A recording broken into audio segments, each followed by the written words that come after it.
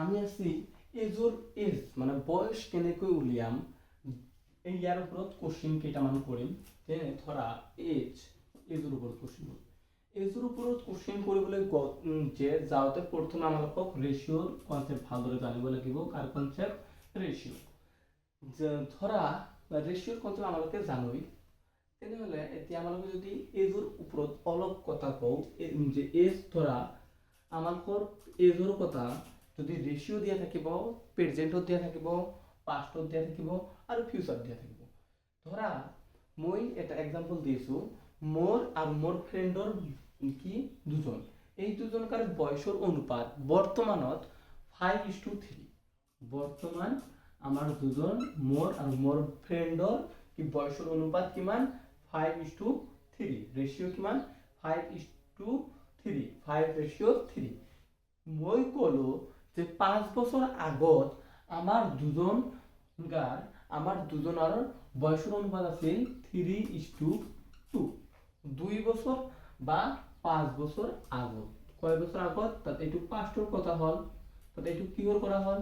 তাত এইটো কাৰ কথা হ'ল? পাষ্টৰ কথা। যে যেতিয়া আমালোকে যে 5 বছৰ আগত আছিলোঁ, মানে বৰ্তমানতকৈ 5 বছৰ আগত আমালোকৰ বয়সৰ অনুপাত কিমান আছিল? 3 আৰু 2। 3 আৰু 2 ৰেচিঅ'ৰ অনুপাত আছিল কিমান? 3 আৰু 2। আৰু যদি আমালোকে ভৱিষ্যতৰ ফালে যাওঁ, ইয়াত 5 বছৰ আগত, তাৰমানে পাষ্টৰ পৰা প্ৰেজেণ্টৰ পৰা 5 বিয়োগ কৰিব লাগিব। আৰু যদি ভৱিষ্যতৰ ফালে যাওঁ, মই যদি কওঁ 10 বছৰ পিছত মানে বৰ্তমানতকৈ 10 বছৰ যদি আগফালে আগুৱাই যাওঁ, আমালোকৰ বয়সৰ ৰেচিঅ' হ'ল কিমান? 7:5। 7:5। এইটো হ'ল আমালোকৰ কি হ'ল? ফিউচাৰ। আমালোকে এনেকৈ কি কৰিম? এজ উলিয়াম যিটো যে দিয়া থাকিব আমালোকে এইটো প্ৰেজেণ্টত যদি দিয়া থাকে প্ৰেজেণ্টত লিখিম।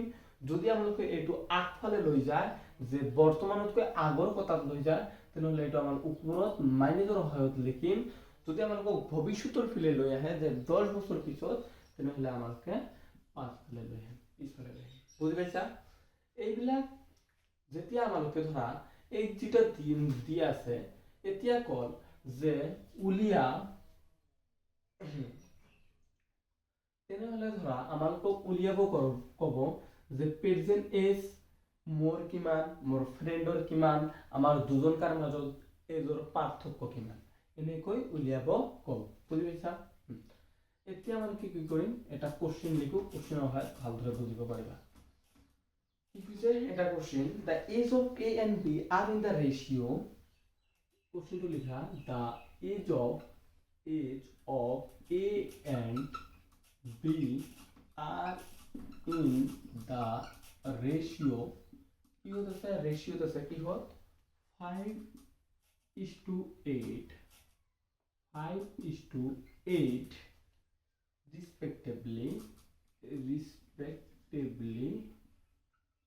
respectively after 8 years. After 8 years, the ratio of their age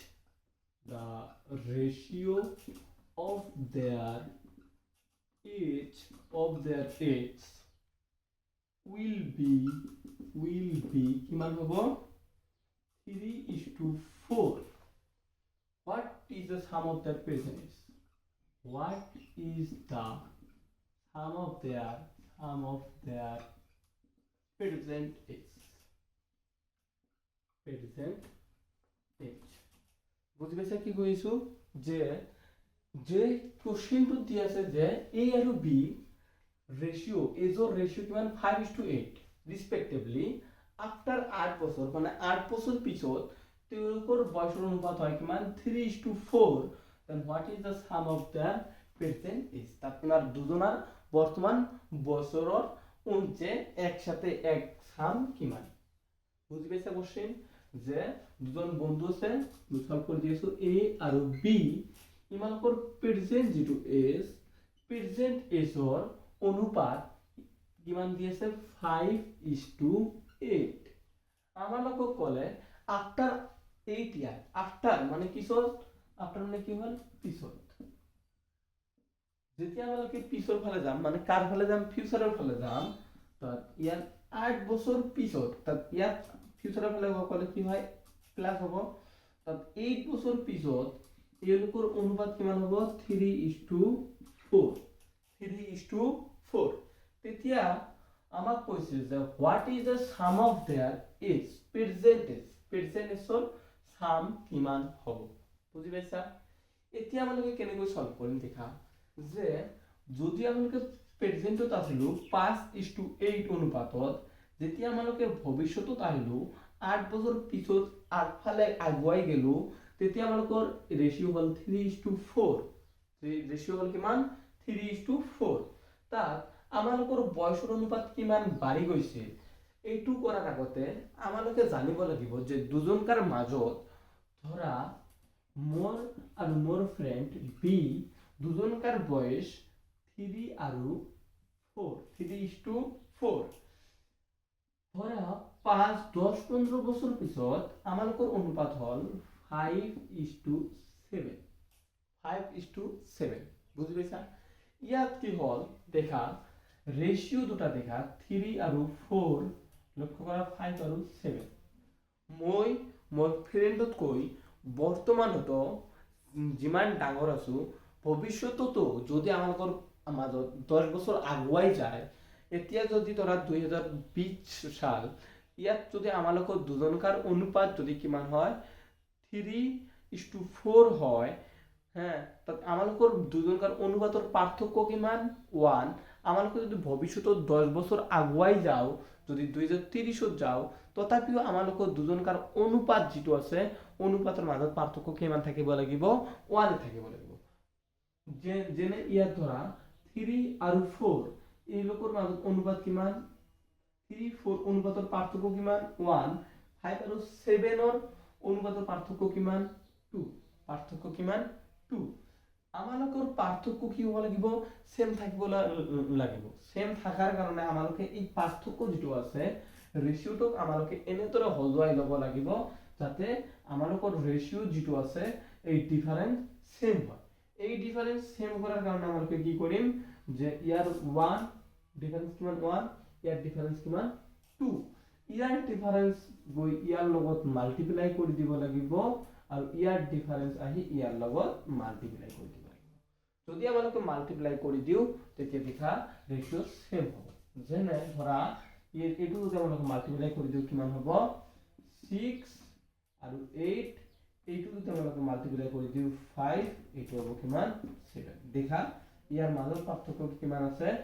2 ইয়াৰ মাজৰ পাৰ্থক্য 2 বুজি পাইছা ঠিক তেনেদৰে আমালোকে ইয়াতো কৰিম কি কৰিম দেখা যে আমালোকৰ প্ৰেজেন্টৰ যেটো এজ দি আছে 5:8 8 বছৰ পিছত হ'ব 3:4 তাত আমালোকৰ দেখা ৰেশিওটোৰ মাজত পাৰ্থক্য কিমান আছে 3 পাৰ্থক্য কিমান আছে 3 ইয়াৰ পাৰ্থক্য কিমান আছে 1 তাত পাৰ্থক্য যেহেতু সেম নাই পাৰ্থক্য আমালোকক কি কৰি ল'ব লাগিব সেম কৰিব লাগিব তেনেহলে ইয়াৰ লগত 1 মাল্টিপ্লাই কৰিব লাগিব ইয়াৰ লগত 3 মাল্টিপ্লাই কৰিব লাগিব বুজি পাইছা তাত ৰেশিওটো এই 1 ৰেশিও দু সাইডতে কি হ'ব মাল্টিপ্লাই হ'ব কিমান হ'ব 5:8 ইফালে যদি আমরা 3 ৰে মাল্টিপ্লাই কৰো 9 12 এতিয়া দেখা পাৰ্থক্য সেম আছে ইয়াৰ মাজতো পাৰ্থক্য 3 ইয়াৰ মাজতো পাৰ্থক্য 3 বুজি পাইছা